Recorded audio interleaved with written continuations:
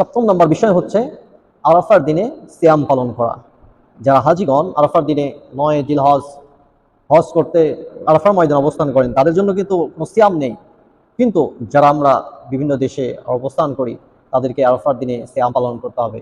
এটি অত্যন্ত ফজিলতপূর্ণ এবং গুরুত্বপূর্ণ সিয়াম। রাসূলুল্লাহ সাল্লাল্লাহু আলাইহি ওয়াসাল্লাম বলতেছেন, সিয়ামু ইয়াউমিল আরাফাতা আহতাসিবু আলা আল্লাহি আইয়ুকাফিরু সুন্নাতাল্লাতী ক্বাবলাহু ওয়া সুন্নাতাল্লাতী বা'দাহু।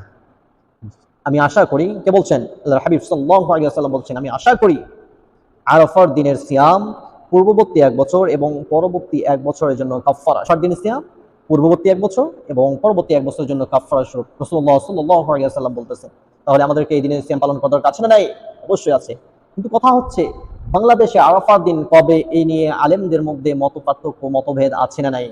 বলেন, মতভেদ আছে না নাই? আছে।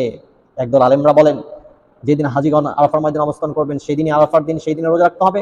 আরেকদল আলেমরা বলেন, যেহেতু সেই দিন ঈদের আগের দিন আরাফা, অতএব বাংলাদেশে ঈদের আগের দিনে আরাফার দিন, সেই দিন রোজা পালন করতে হবে। মতভেদ আছে না? বৃহৎ মতপার্থক্য, মতভেদ আছে। এই নিয়ে দ্বন্দ্ব ফাসাদের শেষ নেই। এখন সমাধান হচ্ছে, দুইটি মত যারা যারা এই নিয়ে দ্বিধাদ্বন্দ্বে আছেন, তারা অবশ্যই এই দুইটি মতের যে কোনো একটি বেছে নিতে পারবেন অথবা উভয়টি বেছে নিতে পারবেন।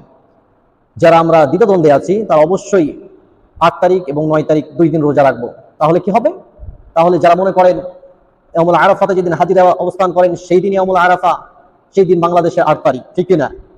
তাহলে আপনি যদি 2টা রোজা রাখেন, তাহলে বাংলাদেশের ঈদের আগের দিন 9 তারিখ এবং 8 তারিখ 2টি রোজা রাখলে সেই দিনের আরাফার দিন এবং বাংলাদেশের আরাফার দিন 2টাই আপনার হয়ে যাবে। এতে করে কোনো মতপার্থক্য অথবা কোনো ফিতনা দ্বন্দ্ব থাকবে না, ঠিক কিনা বলেন? আমরা কোনো পার্থক্য চাই না, কোনো ফিতনা চাই না, কোনো বিভক্তি চাই না, আমরা চাই ঐক্য। যারা বলেন ঠিক কিনা? আমরা ঐক্য চাই। এই জন্য আমরা কোনো বিভেদে জড়াতে চাই না, ষড়যন্ত্রে জড়াতে চাই না, আমরা কোনো ফিরকা ফাসাদে জড়াতে চাই না। আমরা চাই কিভাবে ঐক্যের মধ্যে থাকতে চাই। রাজি আছি সকল ইনশাআল্লাহ? কেউ গলাবাজি করবেন, কেউ ফিতনা ফাসাদ সৃষ্টি করবেন না, এখান থেকে বিরত থাকবেন। আমরা 2টা রোজা পালন করব, তাহলে আল্লাহ রাব্বুল আলামিন আমাদের জন্য যে কোনো একদিন আরাফার দিন হিসেবে কবুল করবেন। সকলে বলুন আমিন।